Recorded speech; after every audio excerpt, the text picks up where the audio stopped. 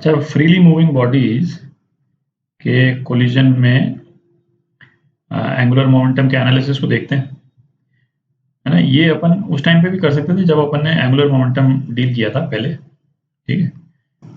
और वहाँ पे हमने उसको इसलिए नहीं डील किया क्योंकि, है ना, इस तरह के प्रॉब्लम के दो कैटेगरीज रहते हैं, है ना। एक तो जब होता है जब बॉडी जो है वो हिंज की हुई हो, और दूसरा ये वाली कैटेगरी है फ्रीली मूविंग बॉडीज। तो चूंकि हिंज अपन ने यहाँ पे किया, हिंज फोर्स डिटेल में यहाँ पे, तो इसको अभी कर रहा है ना, पहले इसीलिए नहीं किया था इसको। तो जैसे सपोज ये रॉड है, ठीक है, इसको हमने फ्रिक्शनलेस एक किसी टेबल पर रख दिया, ऊपर से अपन देख रहे हैं, और एक ब्लॉक यहाँ से आके टकरा गया, है ना, या हमने कोई एक इम्पल्स दे दिया, यहाँ पे जे का इम्पल्स दे दिया। तो सबसे पहले तो अपन ये देखते हैं कि ये रॉड बिहेव करेगी कैसे, ठीक है। तो पहला पॉइंट तो ये है कि इस पे रॉड पे इम्पल्स लग रहा है पॉजिटिव एक्स डायरेक्शन में, ठीक है।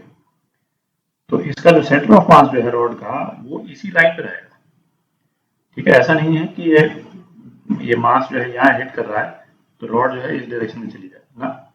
इसका सेंटर ऑफ मास जो है वो इसी लाइन पे रहेगा।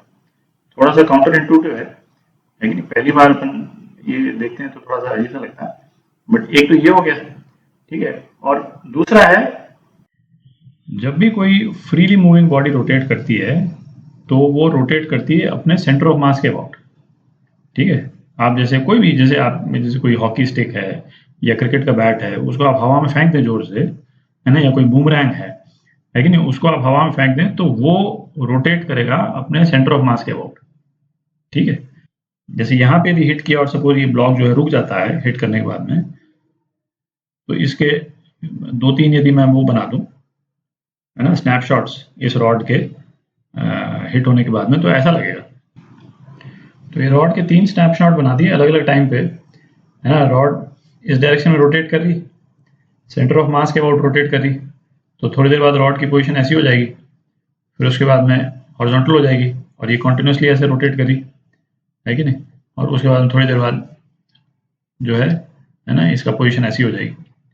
पर मेन पॉइंट देखने वाली ये है कि जो सेंटर ऑफ मास जो है वो हर पोजीशन में इसी लाइन पे रहेगा, ठीक है। ये इंपॉर्टेंट पॉइंट है, ठीक है। तो अब देखते हैं इसके कौन कौन से कॉन्स्टिट्यूएंट्स जो है वेरिएबल्स वो कंजर्व रहते हैं। तो पहला एंगुलर मोमेंटम,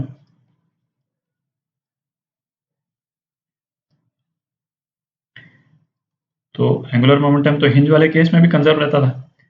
अच्छा, हिंज वाले केस में एंगुलर मोमेंटम कंजर्व था हिंज के अबाउट। यहाँ पे एंगुलर मोमेंटम सेंटर ऑफ मास के अबाउट कंजर्व रहेगा। तो हम जब एनालाइज कराएंगे तो, है ना, क्योंकि वो जैसे, है ना, यही सब निकालेंगे अपन कि एंगुलर वेलोसिटी क्या हुई कोलिजन के तुरंत बाद, ये वो। तो एंगुलर मोमेंटम को जब कंजर्व कराएंगे तो एंगुलर मोमेंटम को सेंटर ऑफ मास के अबाउट कंजर्व कराना है, लेकिन ये इंपॉर्टेंट पॉइंट है, इसको मैं लिख देता हूँ, टू बी कंजर्व्ड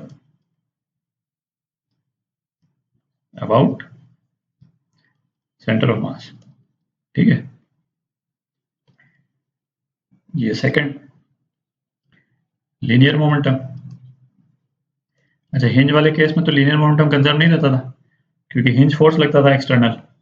यहाँ पे ब्लॉक और रॉड का जो सिस्टम है, सिस्टम में दोनों ही है, उस पर कोई एक्सटर्नल फोर्स नहीं लग रहा, कोई इम्पल्सिव एक्सटर्नल फोर्स नहीं लग रहा, ठीक है। तो लीनियर मोमेंटम भी कंजर्व रहेगा, ठीक है। तो इससे अपने को एक मतलब फायदा हो जाता है, एक तरह से एक इक्वेशन और आ जाती है। तो लीनियर मोमेंटम में जब मोमेंटम हम रॉड का मोमेंटम लेंगे तो उसमें सेंटर ऑफ मास की जो लीनियर वेलोसिटी है वो लेंगे, है ना, ये वाली वेलोसिटी लेंगे, velocity of centre of mass, ठीक है। ये वेलोसिटी लेंगे लीनियर मोमेंटम में। अच्छा, तीसरा ये इंपॉर्टेंट पॉइंट है, यदि कोएफिशिएंट ऑफ रेस्टिट्यूशन दे रखा हो कोलिजन का, तो उसको किस तरह से यूज करना है। किस तरह से यूज करने का मतलब हो गया कि उसमें जो वेलोसिटीज होती हैं, है ना, velocity of separation, velocity of approach, तो ई क्या हो गया, ई जो है velocity of separation upon velocity of approach, यही होता है, ठीक है।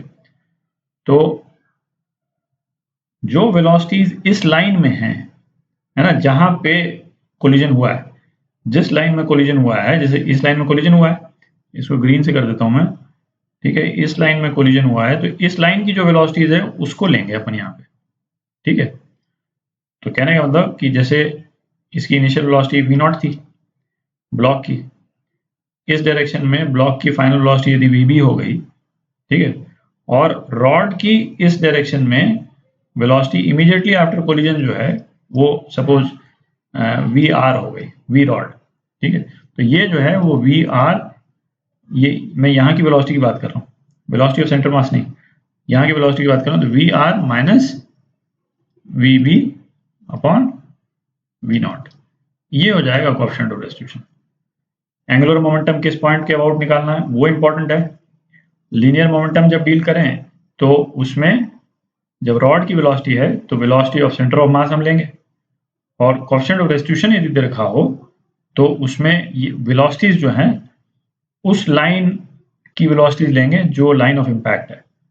ठीक है, तो अब क्वेश्चंस करते हैं, है ना, अब एग्जांपल्स करते हैं, उससे और क्लियर हो जाएगा।